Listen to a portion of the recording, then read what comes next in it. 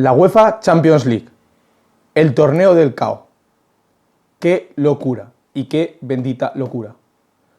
Parece ser que el equipo que se quería cargar esta competición hace no mucho es ahora quien más se queja.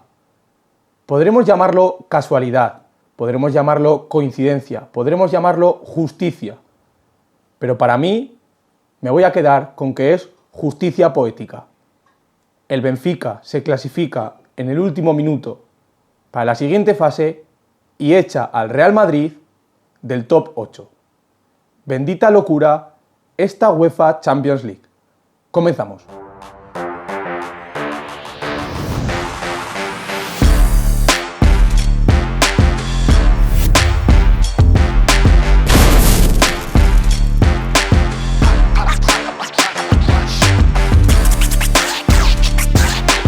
Buenas noches a todos y bienvenidos.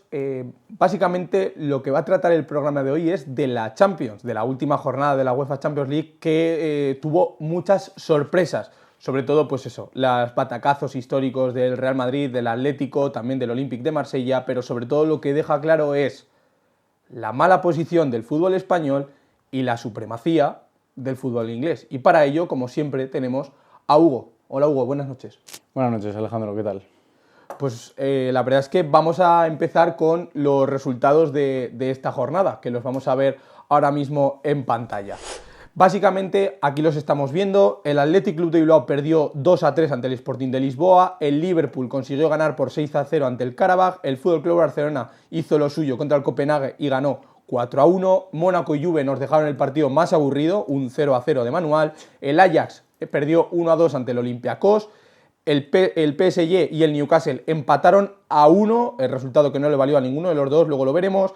El Borussia de Dortmund perdió 0-2 ante el Inter, el Nápoles perdió 2-3 ante el Chelsea, el Eintracht de Frankfurt que perdió ante el Tottenham por 0-2, el Atlético de Madrid que perdió 1-2 ante el Bodo Glimt, el Leverkusen que ganó 3-0 ante el Villarreal, mal el Villarreal, la verdad, esta Champions League desastrosa. El Arsenal que ganó 3-2 ante el Kairat Almaty, el último clasificado. El Pafos goleó 4-1 ante el Slavia de Praga. El City ganó al Galatasaray por 2-0. El Brujas goleó al Marsella por un marcador de 3-0. Benfica, como ya hemos nombrado, ganó al Real Madrid en un marcador de 4-2.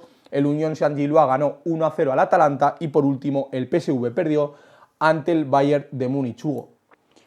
La verdad es que jornada movida, cuanto menos en Champions League, ya lo hemos visto, ¿no? Sobre todo muy destacado el batacazo del Real Madrid, que ya hablaremos con profundidad, pero bueno, como bien has nombrado, un poco desastre de fútbol español en la competición europea y también la gran notoriedad del fútbol inglés. Los españoles, de los 5 equipos que han disputado la fase de Liga de Champions League, solo se ha podido clasificar en el top 8-1, el Fútbol Club Barcelona, y han entrado a playoff otros 2, como son el Real Madrid y el Atlético de Madrid. Tanto Athletic Club como el Villarreal. El Villarreal ya se termina su pesadilla en competición europea, pero... De hecho, vamos a poner la clasificación ahora en pantalla, ya que hablabas de la clasificación.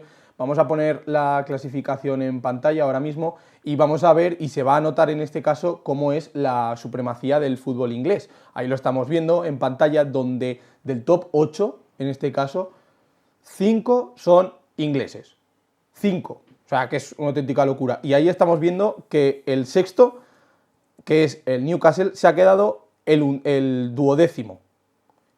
Si hubiese ganado su partido ante el PSG, del top 8, 6 hubiesen sido ingleses y solo 1 español. Y como tú también hablabas, se ha quedado fuera el Villarreal, que ha hecho una fase de Liga de Champions desastrosa. O sea, no ha quedado último por el golaveras, solo ha conseguido un punto, que es desastroso. También me ha parecido desastroso el Nápoles. El Nápoles en Champions me ha decepcionado un montón, al igual que el Olympique de Marsella, que también se ha quedado fuera, que también me parece desastroso, al igual que el Eintracht de Frankfurt también. Son equipos que se les presupone que pueden tener una superioridad a sus rivales y no la han tenido en esta Champions League. Y también el Athletic Club de Bilbao, que yo creo que tenía un calendario muy complicado, por supuesto. Creo que ha dado la talla y creo que al final pues ha quedado eliminado, pero es algo que se podía prever, creo yo, porque al final Sí, te la bueno, jugabas contra el Sporting de Lisboa, que se estaba jugando entrar en el top 8, haces un muy buen partido, pero claro, al final el Sporting se te acaba imponiendo, que es lo que hace echar al Real Madrid de ese top 8. Sí, sí, bueno, de hecho el Athletic Club de Bilbao en 2 ocasiones se pone por delante en el marcador Así contra es. el Sporting Club de Portugal. Solo clasificaban si ganaban el partido, que es un poco, por así decirlo, arrastraron los malos resultados que se iba cosechando al principio de la fase de liga y pues al final acabaron perdiendo el minuto 94, que es lo que también hace que el Real Madrid caiga de esos puestos del top 8. Luego, con el empate también le hubiera valido al Athletic Club si es cierto que un poco dependiendo de sus rivales directos, en este caso el Benfica, el Olympique de Marsella y el Bodo Glimt, y como ya hemos visto, pues el Benfica y el Bodo Glimt dieron la sorpresa contra los dos equipos de la capital. Sí, sí, sí. A ver, yo creo que son los dos batacazos, los dos grandes batacazos. No sé en qué orden los pondrías tú, Hugo, si crees que es más batacazo el Real Madrid o el Atlético de Madrid. Yo creo que por rival, por equipo, creo que es más batacazo el del Atlético de Madrid porque estás jugando en casa, estás jugando en el Wanda. El Bodo Glimt es la primera vez que participa en la Champions y es un equipo que estaba fuera, que es verdad que gana el Manchester City, pero lo gana en Noruega, con aquel partido donde el City tiene mogollón de bajas. Y luego creo que el Real Madrid, bueno, jugaba contra un Benfica que fue a por todas. Entonces, en ese sentido yo creo que es más batacazo lo del Atlético. Pero, claro, por relevancia, claro, es que al Real Madrid con un empate hubiese entrado en el top 8. Es que tenías 15 puntos, un empate te deja con 16, hubieses entrado en el top 8. O sea, creo que por relevancia es más batacazo el del Real Madrid, pero yo creo que por la situación más batacazo el del Atlético.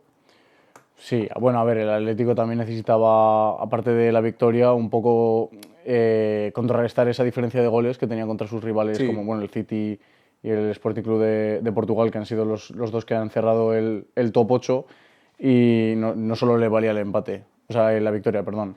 Entonces, pues es un poco... Sí, a ver, eso es lo que dices tú, lo que dependían de más resultados. Sí, pero bueno, obviamente. contra un equipo como el Bodo Glimt, yo creo que también se podía haber sacado un resultado abultado como para poder haber luchado. El Barça, perdón que te corte, el Barça tenía que hacer lo mismo. El Barça también tenía que ganar al Copenhague y golear, y es lo que hizo. Porque, por ejemplo, si tú ganas, es que el City se mete en ese top 8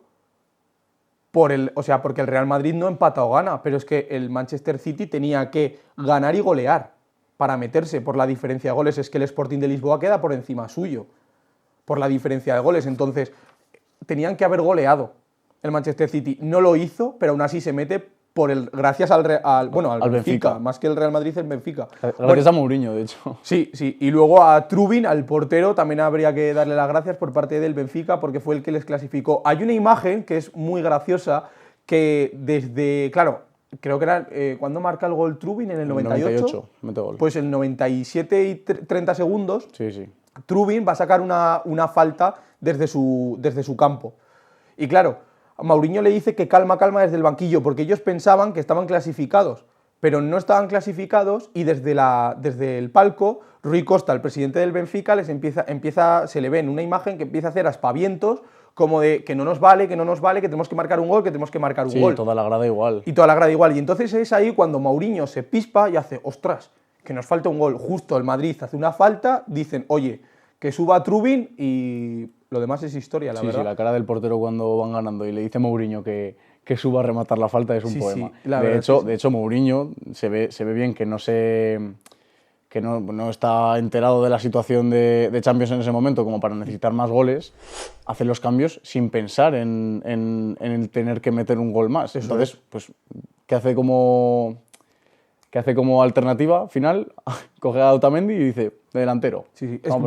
Es que esto lo dijo el propio Mourinho en la sala de prensa. Luego también hemos hablado pues, un poco del Athletic Club, hemos hablado del Real Madrid, Creo que el Atlético de Madrid, en este caso, hace un partido que en cuanto a nivel futbolístico no estaba haciendo un mal partido, a pesar de que pues, ibas perdiendo, pero creo que estaba generando ocasiones, que estaba haciendo buen fútbol, pero creo que el que pierde el partido es el Cholo Simeone. O sea, ese nerviosismo que tenía el Cholo se lo trasladó a sus jugadores con los cambios. No haces ni un cambio ofensivo, ni uno.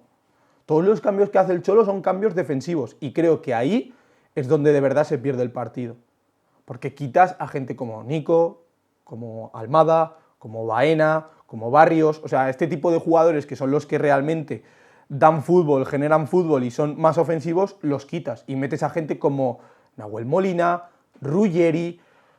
Claro, es que así es complicado, con estos cambios es complicado, Hugo. Sí, al final acabar corralando un poco a tu propio equipo en área propia, ¿no? Que es un poco lo que se consigue con esos cambios tan defensivos, quitando a extremos por laterales, por defensas centrales, pues al final pues lo que te hace es tener menos poderío en ataque y el rival tiene más posibilidades para arrollarte, y es un poco lo que acabó pasando en el Wanda. Así es. Y luego, para acabar con los equipos españoles, el último partido es el del Villarreal, que tenía muy poca amiga porque era contra el Bayer del Leverkusen. El Leverkusen era en su casa, tenía que ganar obligatoriamente para estar en esa siguiente fase, ¿no? Lo consiguió con un marcador de 3-0 y el Villarreal es que ya hemos dicho que su fase de Champions es para olvidar un punto, o sea, un empate en 8 partidos, un empate. Derrotas contra el Ajax, por ejemplo, contra el Pafos, por ejemplo, contra el Bayer Leverkusen también le podrías haber ganado, por ejemplo. Es que el Villarreal en Liga es un equipo y en Champions es otro. Y además, en rueda de prensa habló Marcelino de Thomas Partey, de ese fichaje que trajeron en verano, y dijeron que el Thomas Partey del Arsenal estaba a años luz del Thomas Partey en el Villarreal. O sea que es que además pegó una rajada de su jugador tremenda, Hugo, pero tremenda. Sí, no hay, al final, si no hay esa conexión en el vestuario, es muy difícil hacer las cosas en el campo. Y si se ve que un propio entrenador, que es el que pues, diseña las tácticas para que sus jugadores jueguen mejor, raja de un jugador y este mismo pues, lo pone a parir, pues es imposible que el jugador quiera hacer algo bien para el equipo. Ya no es que quiera, es que pueda mentalmente. Al final es el fútbol, bueno, ya nos lo enseñó Araujo hace un par de semanas. Sí. El fútbol es mucho de salud mental también. Es muy importante. Y si tú a tus jugadores no los cuidas en cuanto a la salud mental, es imposible que te acabes saliendo un equipo competitivo. Así es. Y luego, para acabar con el último equipo español, es el Fútbol Club Barcelona, que fue el único que cumplió. El único de los equipos españoles que cumplió fue el Barça. Ganando 4-1 a Copenhague, que en este caso empezó ganando el Copenhague por 0-1. Y el Barça remontó, se puso al final 4-1, luego marcó el Copenhague un último gol que fue anulado por fuera de juego posicional. Bueno, un poco extraño, pero lo que acabaron pitando fue fuera de juego posicional. La verdad es que también poca amiga, el Barça tenía que ganar. Es verdad que tenía que esperar, ¿vale? Era ganar y tenía que esperar otros resultados, pero ganando pasaba porque había un enfrentamiento directo que era PSG y Newcastle, que los dos antes de la última jornada estaban en ese top 8. Entonces, sí o sí, uno de los dos iba a caer. Por lo tanto, el Barça estaba noveno, así que entraba directamente. Por eso digo que al final sí, tenía que golear por la diferencia de goles, pero era ganar y esperar a que pues, el Newcastle o el PSG pinchasen, que al final acabaron pinchando los dos. Pero la verdad es que poca amiga en este partido, Hugo. Sí, bueno, lo único así más destacable lo que más ha hecho ruido del partido igual ha sido una posible polémica en un penalti que le hacen a Lewandowski, que a mí yo no veo la polémica en ningún lado. Va a tirar en área contraria, el defensor le hace contacto en el pie, no le deja tirar bien y el tiro no sale, es que encima se ve que el tiro sale mordido. Entonces, pues si hubiera tirado medianamente bien, le hubiera dado al palo o algo así, lo entiendo, pero es que no sabe, no, lo que te digo, no puede tirar bien por el contacto que le hace el defensor. Entonces yo no veo la polémica por ningún lado. Quitando eso, Ansu Fati iba a decir. Lamine Yamal hizo un partido también extraordinario, Sí. para variar un poco y poco más destacable del partido.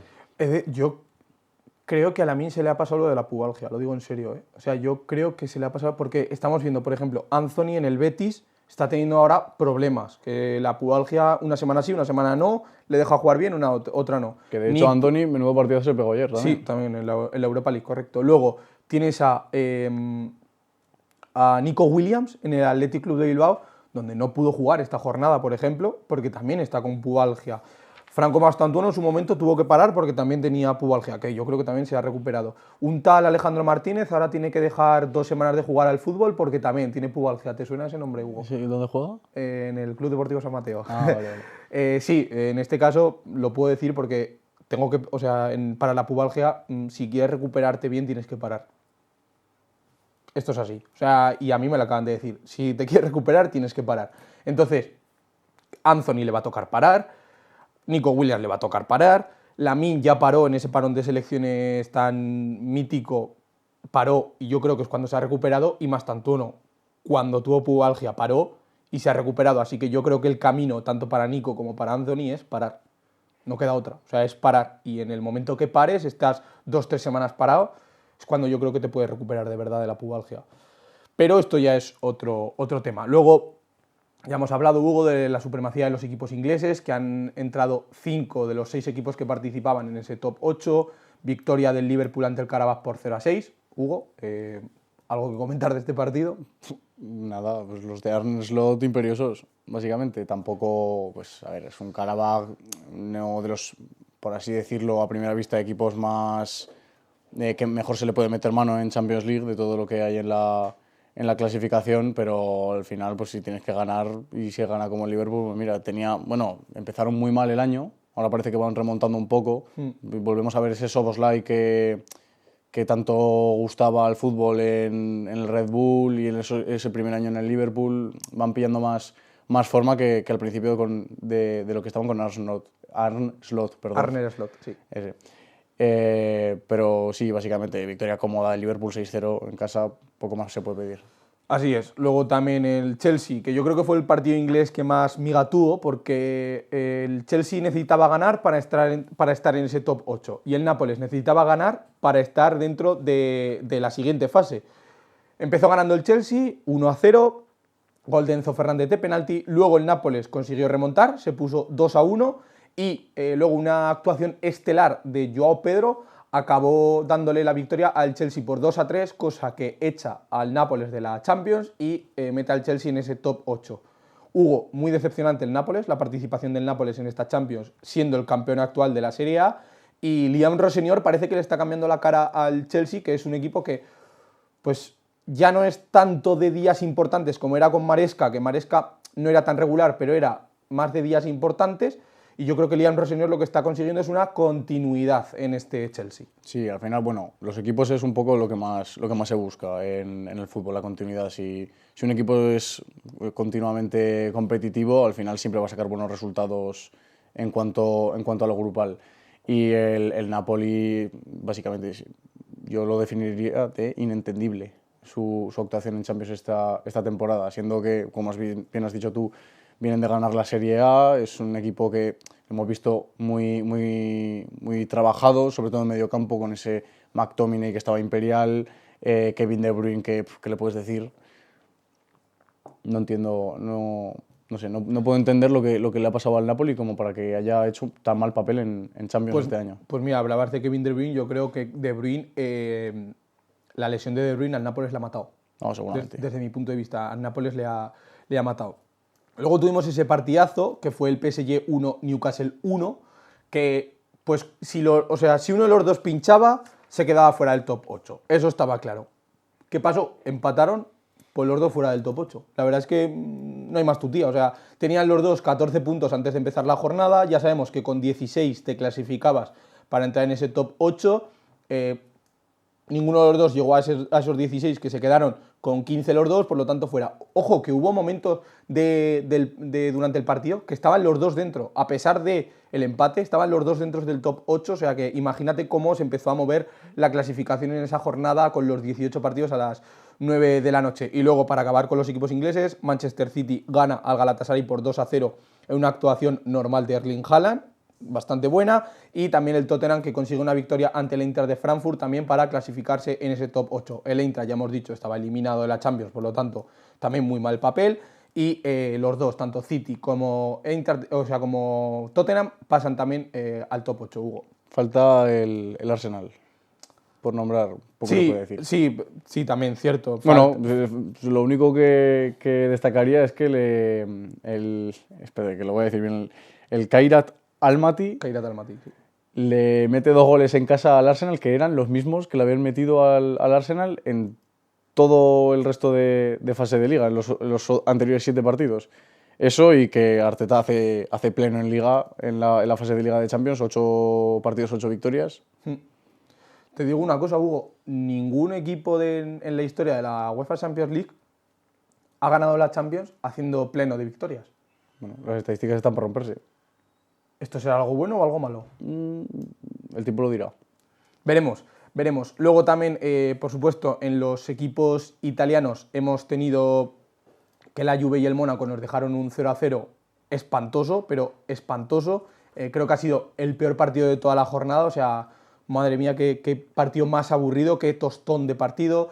El Borussia de Dortmund luego perdió 0-2 ante el Inter de Milán, cosa que, bueno, pues al Inter tenía que ganar y golear para entrar en ese top 8, que era algo muy complicado, y el Borussia Dortmund la verdad es que no se jugaba nada, porque no podía entrar en el top 8 y tampoco podía estar eliminado. Por lo tanto, poco se podía comentar de este partido. Y luego ya para terminar con los equipos europeos, con los equipos italianos, perdón, el Atalanta en un partido que tenía que ganar y golear para entrar en el top 8, pues bueno, perdió contra el Union Saint-Gilloise, que era un equipo que no tenía nada que hacer, que ya estaba eliminado de la Champions, Hugo. Sí, al final pues un poco también decepción por parte del Atalanta. Vienes de hacer una buena fase de liga y al final te la pegas con uno de los ya eliminados. ¿No? Que eliminados llegaban esta jornada pocos, entre ellos el Villarreal y el Kairat. El Kairat Almaty. Y el Inter de Frankfurt también estaba eliminado antes de esta jornada. ¿Cuántos eran al final? ¿5 o 4 equipos? 5 equipos los que estaban eliminados. Pues uno de esos 5 equipos te toca jugar contra ellos para saltar esa ronda previa de playoffs y acabas haciendo un desastre en ese último partido para cerrar la fase de liga. Al final, bueno, le tocará jugar 2 partidos más al Atalanta, sí. A ver cómo les va. Y por último, pues el partido del Bayern de Múnich, que tampoco tenía nada, que era PSV 1, Bayern de Múnich 2. El PSV tenía que ganar para estar dentro de la siguiente fase, no lo hizo y el Bayern, pues a ver, estaba ya dentro del top 8, pero si quería asegurarse su segunda posición, pues tenía que ganar, lo hizo, segundo en la fase clasificatoria de la Champions y por lo tanto, pues bueno, buena fase del Bayern de Múnich. Y se ha celebrado el sorteo de la Champions, Hugo. Efectivamente. Y hemos tenido ya los enfrentamientos para este play-in. Tenemos que el Borussia Dortmund se va a enfrentar ante el Atalanta, el Olympiacos va a jugar contra el Bayer Leverkusen, el Galatasaray la jugará contra la Juve, el Brujas jugará contra el Atlético de Madrid. Cuidado con el Atlético de Madrid, que el Brujas es un equipo peleón, las cosas sobre todo en su casa. Luego tendremos un enfrentamiento francés con el Mónaco contra el Paris Saint-Germain, el Mónaco muy venido a menos y el Paris Saint-Germain en alza. El Karabakh se va a enfrentar ante el Newcastle, el Benfica va a volver a jugar contra el Real Madrid, Mourinho vuelve al Bernabéu, y por último el Bodo Glimt va a jugar contra el Inter. Esto es lo que, bueno, pues al final los emparejamientos que se han sabido esta misma mañana. El sorteo ha empezado a las 12 de la mañana, Hugo, y pues, la verdad es que poco más. Sí, poco más. Bueno, al Madrid se le ve que una vez visto el cuadro final le ha tocado lo que puede ser la parte del grupo más fea, por así decirlo. Sí. ¿No? Porque si pasa contra el Benfica le tocará o el Sporting Club de Portugal o el Manchester City.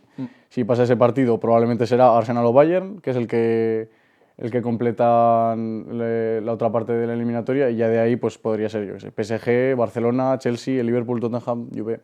Eso ya lo dirá el tiempo, pero puede serle complicado al Real Madrid para dar un paso a esta Champions. Sí, y lo contrario al Atlético de Madrid le ha tocado, yo creo que el lado un poquito más fácil, entre comillas, pero como dice Hugo, esto dependerá un poco de lo siguiente. Y ahora hemos acabado con la Champions y nos vamos a ir a los resultados de la Europa League. Eso sí, solo vamos a hablar de los equipos de las 5 grandes ligas. Así que vamos a ver en pantalla los resultados de esta Europa League, donde la verdad es que hubo poquitas sorpresas, muy poquitas sorpresas. Ahí lo estamos viendo, donde el Stuttgart consiguió ganar por 3-2 al Young Boys. Parecía que el Young Boys les podía empatar porque empezó ganando el Stuttgart 2-0, el Young Boys empató 2-2 y al final el Stuttgart marcó el 3-2. El Olympique de Lyon goleó al PAOK en un marcador de 4-2 que le certifica ser líder de esta fase regular. El Estrella Roja empató ante el Celta de Vigo por 1-1, donde el Celta es verdad que no se jugaba nada, la verdad, porque era casi imposible que entrase en ese top 8. Después el Forest consiguió una victoria por 4-0 ante el Ferencváros. El Betis, que ganó 2-1 al Feyenoord, y esto hizo que el Betis entrase dentro de ese top 8. El Ludogorets ganó al Niza 1-0 y por lo tanto el Niza se complicó muchísimo la vida. El Maccabi Tel Aviv perdió 0-3 ante el Bolonia, que el Bolonia tenía que ganar, golear y esperar para entrar en ese top 8. El Lille consiguió una victoria ante el Friburgo por un marcador de 1-0 y el Aston Villa remontó ante el RB Salzburg por 3-2. El Salzburg empezó ganando el partido 0-2 y el Aston Villa lo acabó remontando por 3-2, Hugo. Así es, bueno, otra jornada movida, ¿no? Al final, siempre que hay jornada unificada, pasa de todo en todos los partidos. Sí, bueno, destacar un poco el Betis, que se clasifica cuarto, como bien has dicho, en ese top 8. Sí. El Antony, que lo veníamos diciendo antes, partidazo, gol y asistencia. Y de hecho mete un golazo en el primero para el Betis, bastante, bueno, es para verlo. Jugaron contra el Feyenoord, entrenado por Van Persie, que de hecho estaba jugando su hijo y se lesionó en medio del partido, eso es. Que pinta buena proyección en el fútbol holandés. Y el otro partido español, pues el Estrella Roja 1, Celta de Vigo 1, donde Fer López deslumbra en su debut, metiendo también un golazo a lo... Redebut. Bueno, redebut. De vuelta. Un golazo a lo Quaresma con los 3 dedos. El golazo es... El Principito lo llaman allí, ¿eh? Bueno, el ya veremos. El Príncipe de Madroa. El Príncipe de Madroa. Tienen al Búfalo de Madroa, que es Pablo Durán, y ahora el Príncipe de Madroa, que es Fer López. Han salido muchos búfalos últimamente, con Villalibre también. Sí, también. Estabas hablando de la clasificación, Hugo, así que si quieres la vamos a poner directamente ya la clasificación y así vemos cómo ha quedado, ahí lo estamos viendo, cómo ha quedado el cuadro, donde el Lyon se ha clasificado como líder y el Aston Villa se clasifica como segundo. Midtjylland como tercero, Betis cuarto, Oporto quinto, Braga sexto, Friburgo séptimo y la Roma octavo. Luego tenemos por ahí el Bolonia y al Stuttgart, que se han quedado fuera, al igual que el Forest, que el Celta de Vigo, también el Lille y hasta ahí los equipos de las 5 grandes ligas. Luego fuera eliminados, como estáis viendo tenemos ahí a Niza, que es el único de las 5 grandes ligas que ha quedado eliminado por esa mala actuación que hemos visto, tanto mala actuación como en Europa como en la Liga, ¿no? O sea, sí. La verdad es que mal por parte del Niza. El Lille, por cierto, que no lo he nombrado también dentro de la siguiente fase. Así que, pues bueno, veremos qué tal le va a los equipos españoles, donde es verdad que al Celta le pueden tocar 2 equipos bastante potentes, por así decirlo. Entonces, bueno, veremos al final qué acaba sucediendo. Les podía tocar tanto Lille como PAOK. Así que, bueno, veremos qué tal le va al Celta y el Betis ya pues pasa directamente a esos octavos de final. Efectivamente. Un pequeño inciso te voy a hacer. Dime. Recalcar el gran gesto del Olympique de Lyon y del Betis con las pancartas que hicieron en tributo bueno, un homenaje a los 7 aficionados del PAOK que fallecieron el pasado martes cuando viajaban en el Lyon para ver el partido. Bueno, de hecho, si no me equivoco, en la del Lyon también tienen una mención a Adamuz, a las víctimas Adamuz, sí. del accidente de tren. Sí, el Betis en este caso lo que hace es por el accidente de Adamuz y el Lyon lo que hacen es por el accidente de los aficionados del PAOK, que como dice Hugo, viajaban para ver a su equipo. Y ahora nos vamos a ir a la Liga, donde la verdad es que bueno, lo más destacado era la Champions, por eso nos hemos querido enrollar un poquito más con la Champions, pero ya vamos con las noticias de la semana en las diferentes ligas. Empezamos con la Liga, como digo, donde la Liga va a llevar a los jugadores a los tribunales por ese parón de 15 segundos por la protesta del partido de Miami entre el Villarreal y el FC Barcelona. Ahí estamos viendo una imagen donde fue el partido entre el FC Barcelona y el Girona, donde hubo ese parón, Hugo, y la Liga pues, los va a denunciar. Sí, bueno, a ver, al final es normal que los jugadores se reivindiquen un poco en este sentido, sí, porque los jugadores tienen ya se vio, sobre todo en cuarentena, que el fútbol sin aficionados es otra cosa, es un poco más descafeinado. Entonces, si te llevas el fútbol fuera de donde del alcance de todos esos aficionados que van domingo tras domingo, en este caso, al campo de la cerámica, y te los llevas a Miami, pues le quitas un poco ese factor a la competición, ya bueno, por no hablar de un poco el problema que le pones al Villarreal por dejar a su equipo en un partido tan difícil como con el caso del Fútbol Club Barcelona, sin ese apoyo de su propia afición. También te digo, el Villarreal no puso oposición a esto, o sea, les parecía bien llevarse a Miami el partido, o sea, que no les debía importar tampoco mucho el tema de los aficionados, que es lo que resaltamos todos, Sí, porque sí. al final es lo lógico, pero al club, la verdad es que le importaba bastante poco. Al club vio dinero, vio el símbolo del dólar, se le pusieron los ojos Como con el el señor símbolo del Cangrejo. dólar, como al señor Cangrejo en Bob Esponja, y nada, pues decidieron que su público no, decidieron el dinero. La verdad es que en este caso la patronal, que es la liga, según ellos interpretaron que esto era una huelga ilegal y por lo tanto lo han querido trasladar a los tribunales. El propio Tebas ha dicho lo siguiente: quiero saber si parar 15 segundos de un partido es incumplir las normas laborales, porque me preocupa. Estamos sometidos a que, por la teoría de la libertad de expresión, nos paren los partidos 15 segundos. Este tipo de derechos se piden con 5 días de antelación, afirmó Tebas en un desayuno de informativos de Europa Press. Veremos en qué acaba todo esto, pero hombre, yo creo que los jugadores en este caso tienen derecho a expresarse. Lo que hay que ver es si esta ha sido la forma o no. Y ahora vamos hasta Vallecas, donde hay otro tema bastante complicado, que es el del campo, el estadio del Rayo Vallecano, el estadio de Vallecas, que la verdad es que se cae a trozos, Hugo, es una auténtica calamidad y es lamentable cómo está la situación de ese estadio. Y bueno, pues la verdad es que ha habido quejas por parte de todo el mundo y el primero que se quejó fue un jugador del Rayo Vallecano, que fue Pep Chavarría, que dijo estas palabras justo después del partido en DAZN. A ver, primero de todo, el campo sí que es una vergüenza, tío. No sé, no podemos jugar aquí, la verdad. Está jodido. No podemos jugar aquí, el campo es una vergüenza, está jodido, como dice el propio Pep Chavarría, Hugo.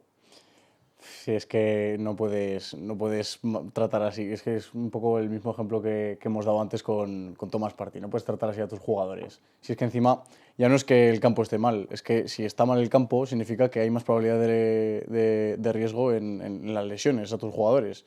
Porque también lo hay para el rival, pero el rival juega ahí una vez cada año. Tus jugadores juegan la mitad de partidos. Es que no tiene sentido. Y las instalaciones deportivas de la ciudad deportiva del Rayo Vallecano están parecidas, tampoco. Sí. Eso es que esa también es otra. Están lamentables las dos, tanto las de ciudad deportiva como el estadio. También vimos lo de las toallas en Conference, que también fue un poco bochornoso. Es que todo es un poco bochornoso, ¿vale? Pero ¿por qué está así? Porque muchos dirán, oye, es que Martín Presa no esto. Pues es que, bueno, el Rayo, perdón, está de alquiler en Vallecas. Entonces, el campo no es suyo como tal. Entonces, claro, está el problema de que aquí entra el Ayuntamiento de Madrid o la Comunidad de Madrid o como quieras verlo. Entonces son ellos los que se tienen que encargar supuestamente de reformar el estadio. Pero es que ya no es solo el estadio en sí, es que el césped también está, que es que da vergüenza. O sea, no me quiero ni imaginar cómo tiene que estar en la vida real si ya desde la tele se ve de manera lamentable. Y en este caso, pues habló Isabel Díaz Ayuso, la presidenta de la Comunidad de Madrid, habló sobre este tema cuando le preguntaron. Rubén Gil, de Radio Intereconomía, dice que tras las críticas del presidente del Rayo Vallecano, asegurando que si el equipo se queda en el actual estadio muere, la Comunidad de Madrid contempla construir un nuevo estadio para el Rayo Vallecano o su plan se limita a reformar el estadio de Vallecas.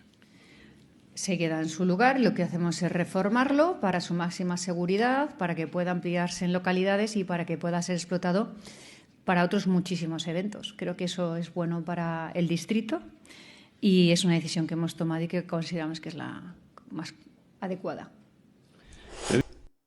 Bueno, esto lo dijo en Nueva Economía Forum, allí, que le preguntaron. Claro, estas palabras vienen porque Martín Presa en DAZN, antes del partido de este fin de semana, pues dijo básicamente que si el Rayo se quedaba en Vallecas moría.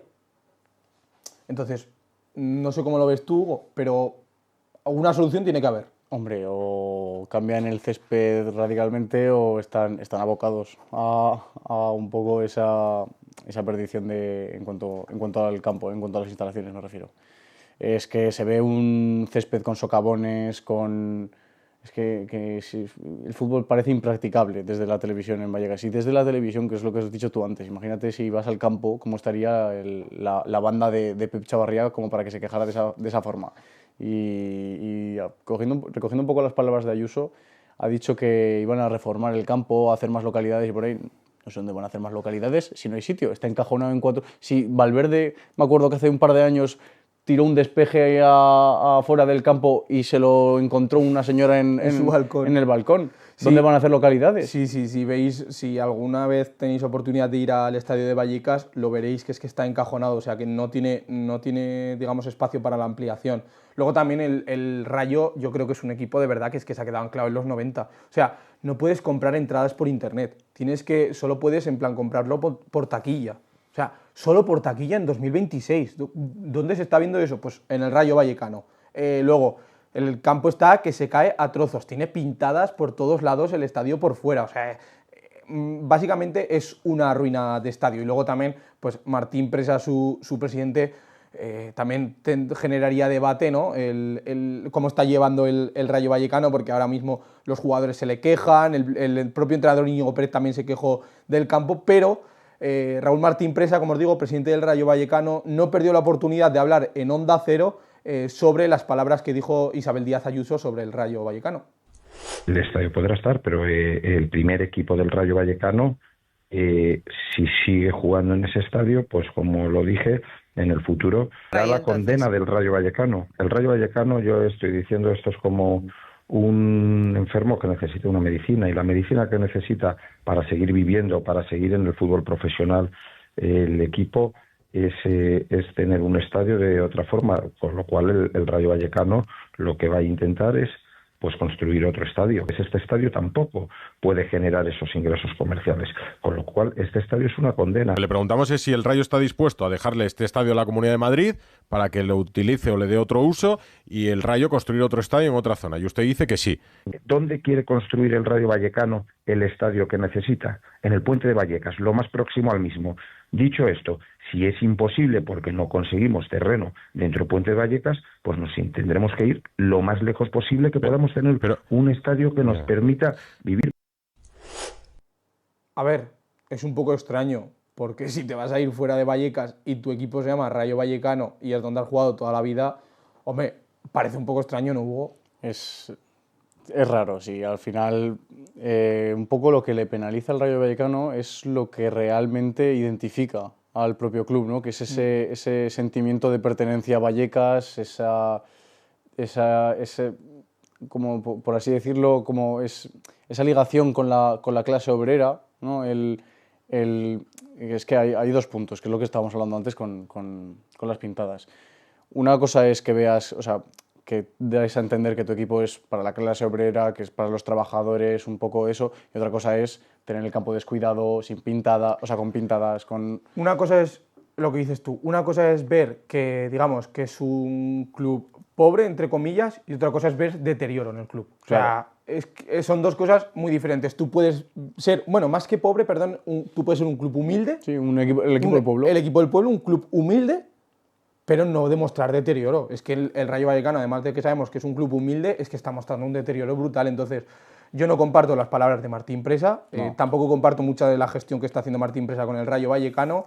Creo que el club no tiene ningún, por ejemplo, también con lo de Patecís, gana la Copa de África y no tienes ningún tipo de detalle con él para, digamos, demostrarlo. El Villarreal lo hizo con Pape Gueye, por ejemplo, y estaba Brahim justo ahí. O sea, creo que al final, tío, el Rayo, no sé, Martín Presa, la gestión que está haciendo con el Rayo no me parece del todo buena, así que, pero bueno, esto ya es otro tema, Hugo. Y ahora ¿sí? ¿Quieres apuntar algo? ¿Sabes? A mí, sí, un último apunte para lo del Rayo Vallecano. Yo creo, me da la sensación, de que está jugando un poco, en la directiva de Vallecas está jugando un poco al Jenga.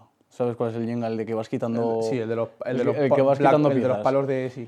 ¿Qué pasa? Que ha dejado tan atrasada esta situación del campo, de las instalaciones y por ahí, que ahora no sabe qué pieza tocar y que cualquier pieza que toque va a hacer caer a la torre. Porque si mueve el campo de Vallecas, al final va a quitar ese sentimiento del Rayo Vallecano ligado con Vallecas, como estábamos diciendo antes, y eso probablemente creará que mucha gente que vaya todos los días al campo en el Estadio Municipal de Vallecas no vaya, depende de la orientación que se le dé a la nueva localización del campo.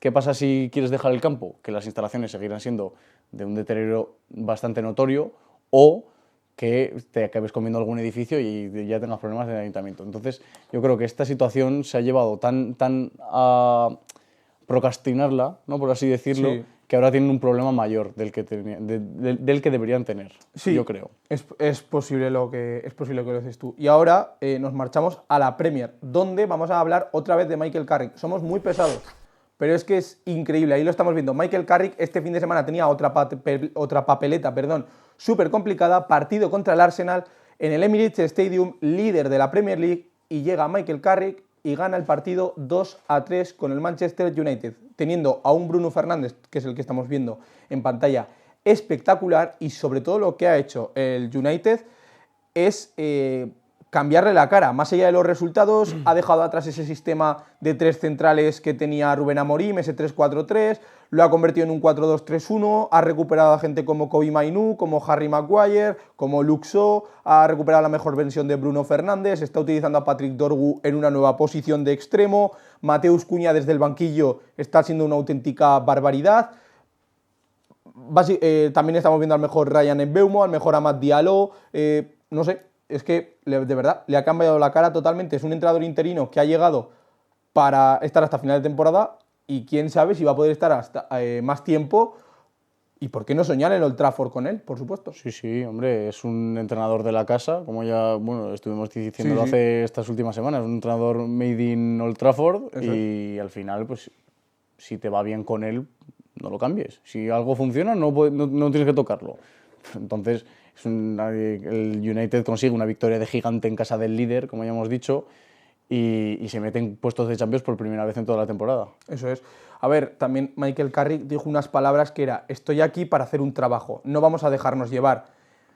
Él mismo está poniendo un poco los pies en el suelo de decir, oye, que no todos los partidos que jugamos ahora los vamos a ganar aquí a final de temporada, que igual sí que es verdad que Michael Carrick está hasta final de temporada y luego traen a otro entrenador para hacer un proyecto a largo plazo con él, yo qué sé, Oliver Glasner, Enzo Maresca, no sé, alguno de estos.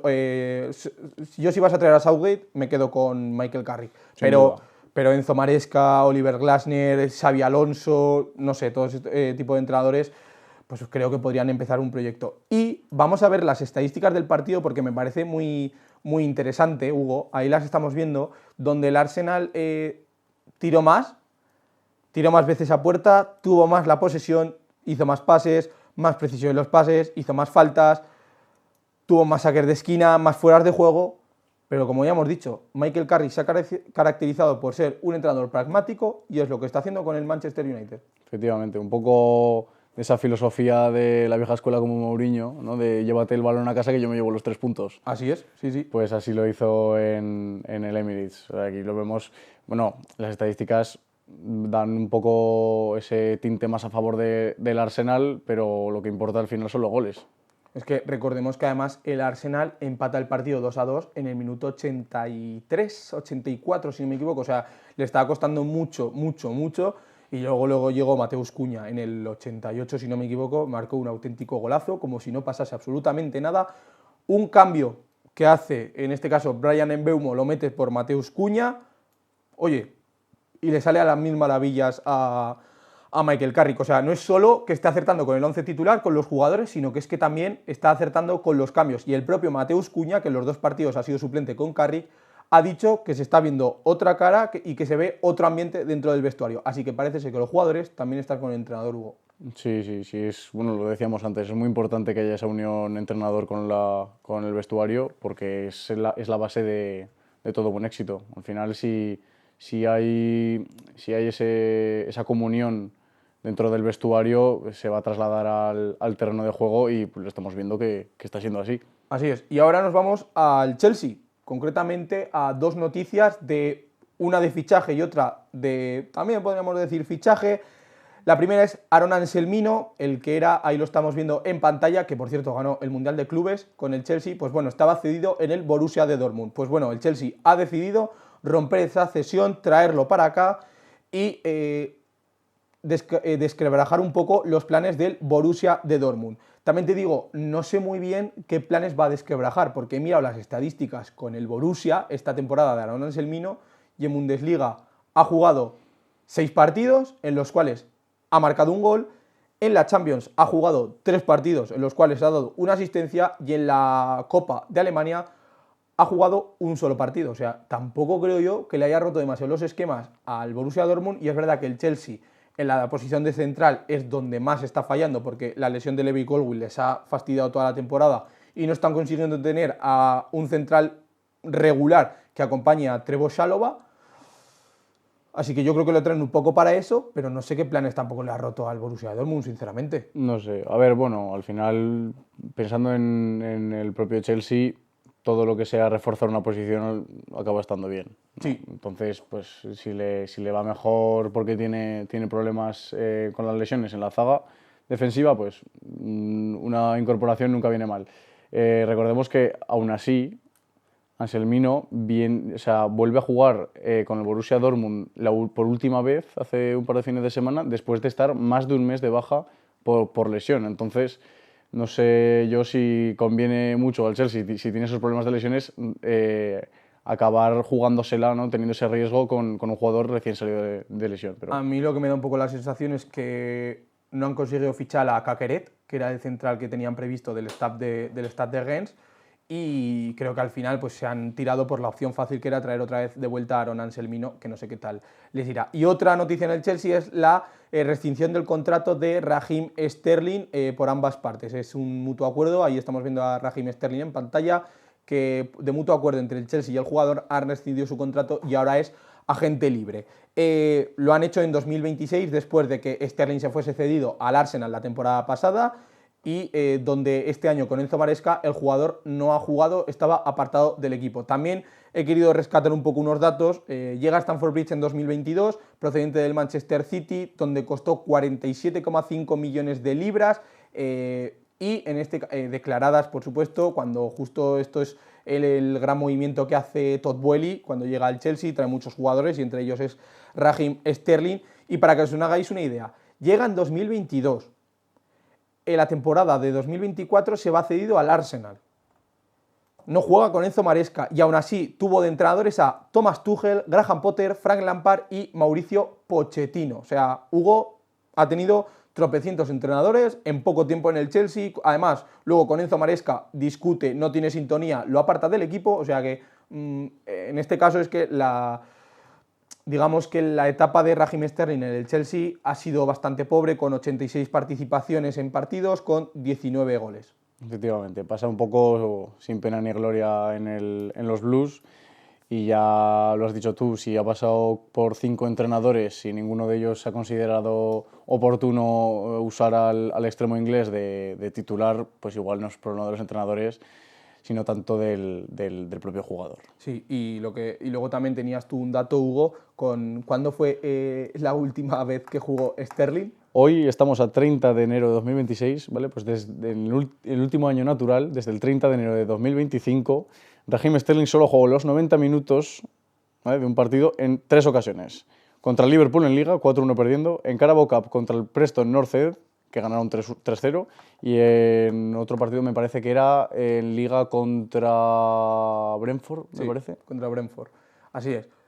Y esto con el Arsenal, o sea, que es que no fue con el Chelsea, esto fue con el Arsenal, porque ya os digo que desde que llega el Chelsea Enzo Maresca, Sterling está apartado del equipo totalmente. Ahora nos vamos a la Serie A, donde la verdad es que ha habido fichajes, básicamente. El primero es el de Lorenzo Vetturino, que llega a la Roma procedente del Genoa. En este caso llega cedido hasta final de temporada. Ahí lo estamos viendo. El joven centrocampista de 19 años procedente del Genoa llega a la Roma.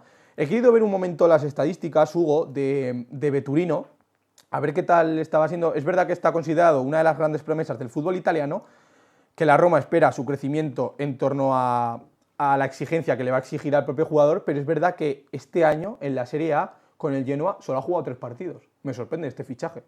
Es un poco una moneda al aire, Sí. diría yo. Lo primero que quiero decir es que yo creo que he visto más el fondo de la Roma de los fichajes estas últimas semanas que el portal de mi casa.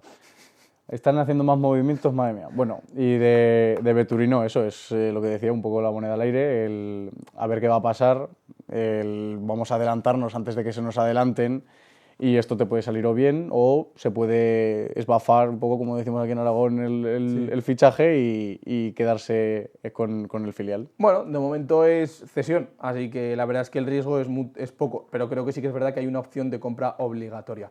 Otro fichaje en el Nápoles, en este caso creo que sí que es un poco más interesante, es el de Giovane, el delantero brasileño. Ahí lo estamos viendo posando ya con el número 23, llega procedente del Hellas Verona, un equipo que está en descenso, eso sí, ha costado 20 millones de euros, procedente, como os digo, del Hellas Verona, porque, por ejemplo, Lorenzo Luca se ha marchado cedido al Nottingham Forest, Noah Lang ha puesto rumbo al Galatasaray y necesitaban ahí una incorporación el equipo de Antonio Conte. En este caso, con el Hellas Verona ha firmado 3 goles y ha dado 4 asistencias el delantero brasileño, y es verdad que está siendo una de las sensaciones del Hellas Verona, y veremos qué tal le va en el Nápoles, Hugo.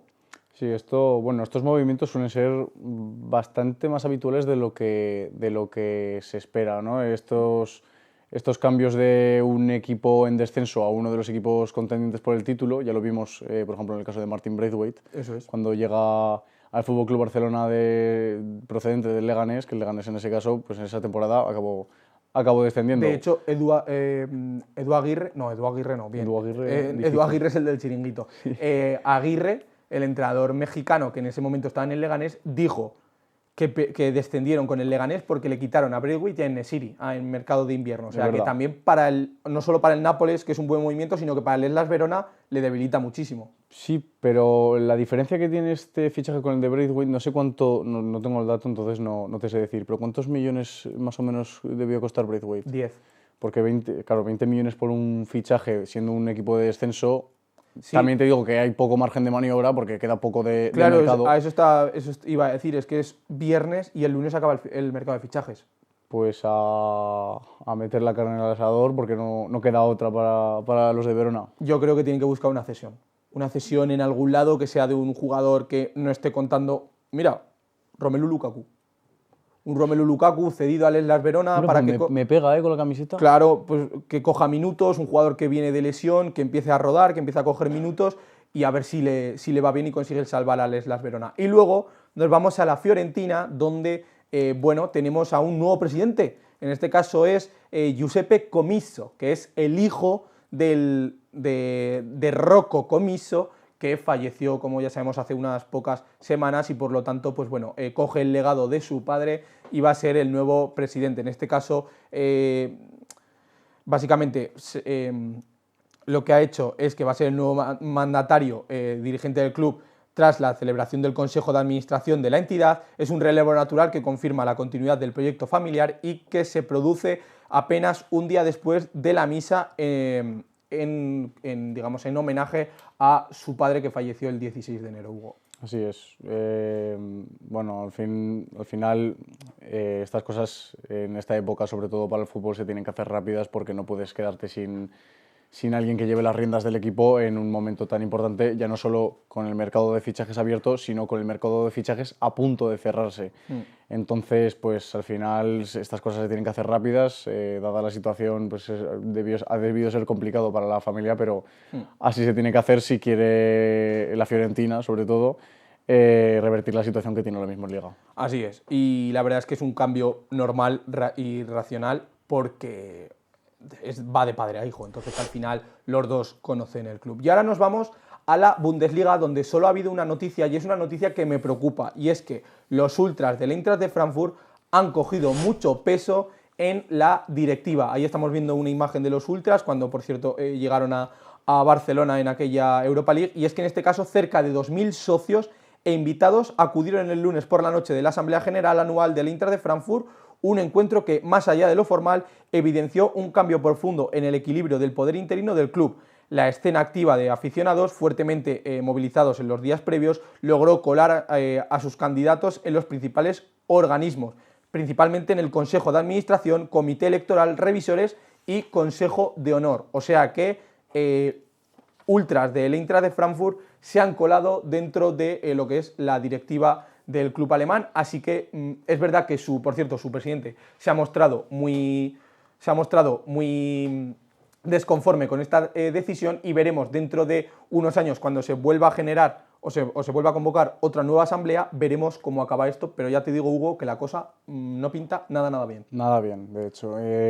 Sí que lo hemos comentado estos últimos programas, ¿no? Ese peso que tiene la afición, que también es importante que reivindiquen, es importante que protesten si es necesario, pero una cosa es alzar la voz para dar su opinión o pensar, o expresar que creen que es mejor para el club, y otra cosa es tomar acciones como se están tomando ahora, que me parece un poco drástico. Así es. Y ahora nos vamos ya con la Ligue 1, donde vamos a terminar con un fichaje que ha traído revuelo, que es el fichaje de Dro, el jugador del FC Barcelona, exjugador del FC Barcelona, ahí lo estamos viendo posando con la camiseta del Paris Saint-Germain hasta 2030, y el jugador ha costado en torno a los 8,5 millones de euros, procedente, como os digo, del FC Barcelona, y aquí ha intervenido mucho Iván de la Peña, el agente del futbolista, que además es también agente del entrenador del Paris Saint-Germain, que es Luis Enrique. Como os digo, 8,5 millones, pero es que esto ha levantado ampollas porque a Hansi Flick le sorprendió mucho el fichaje, y también le sorprendió a Joan Laporta, que es el presidente del FC Barcelona, y en una entrevista en una radio catalana, a través de una llamada telefònica, comentó lo siguiente. Sí que crec que podrem reconduir una mica aquesta situació tal com s'havia plantejat, però vaja, ha estat una sorpresa, perquè teníem acordat una altra, diguem-ne, solució per al Dro, que ja estava acordada a partir de que fes 18 anys, i sorprenentment el seu representant ens va dir que no podia complir. Básicamente lo que dice Laporta aquí es que es una situación que ha tomado el jugador, que les ha sorprendido y que les ha pillado de imprevisto porque tenían otra solución u otro acuerdo con el jugador español, en este caso, para que se quedase en el FC Barcelona. Y Luis Enrique, su nuevo entrenador, en rueda de prensa, cuando le preguntaron por este nuevo fichaje, dijo lo siguiente. Les parties de son dernière équipe, nous aimons les joueurs de qualité. Ce n'est pas facile de trouver des joueurs de qualité. Dro peut-être un joueur important et c'est le moment de donner de la confianza. Que es el momento de que Dro aporte, de que le den confianza y que es un muy buen jugador, Hugo. Hombre, razón en parte no le falta. Dro, las veces que ha salido, las veces que ha disfrutado minutos con el primer equipo del FC Barcelona, se le veía un jugador bastante poco hecho, porque aún le falta mucha carrera futbolística, obviamente, pero ya se le empezaba a ver esos matices de futura promesa, ¿no? Al final, pues pasa un poco como ese caso Xavi Simons, un poco ese ascenso estelar que tienen los jugadores en la Masía y no saben no saben con cuántas opciones van a acabar en el primer equipo y optan por la salida rápida, que suele ser el PSG, no sé por qué. Son jugadores prematuros, en este caso, que lo que deciden es que quieren tener minutos y se marchan a equipos muy punteros, en los cuales yo creo que tampoco van a tener minutos, porque ya me dirás tú qué minutos va a tener en el Paris Saint-Germain, pero sí, bueno. Porque a Vitinha no creo que lo siente. Efectivamente. Y por última noticia es la de Víctor Joseph, que ficha por el Olympique de Marsella. En este caso, el Marsella, ahí lo estamos viendo en pantalla, es el chico de rizos, por cierto. Es un jugador joven de 18 años, que en este caso llega para reforzar al segundo equipo, en la segunda división francesa. Y básicamente esto viene dado por esa política de fichajes que está teniendo el conjunto francés de fichar a jugadores jóvenes. Así que bueno, veremos qué tal le sale, pero Hugo, como tú has dicho también, este es un fichaje que es una moneda al aire, que tampoco tiene mucho riesgo, pero veremos cómo acaba terminando. Bueno, al final, si acaba consiguiendo buenas actuaciones y buenos minutos con el segundo equipo, le va a venir bien al jugador, sobre todo porque recordemos es de Haití. Entonces le viene un verano movidito con ese Mundial, Haití debutando y pues pero seguramente lo tendremos en la punta. Y tiene 19 años, firma hasta 2028 y viene del FC Auxerre Montpellier. No tengo ni idea, así que no os puedo dar ningún tipo de referencia sobre este equipo. Y bueno, con esto hemos llegado al fin de este programa, así que bueno, por supuesto podéis seguir a la televisión y a La Volea en todas sus redes sociales. También nos vais a poder seguir por aquí, por este mismo programa, en este mismo canal, los viernes. Así que nosotros nos despedimos. Buenas noches a todos y que disfrutéis. Buenas noches.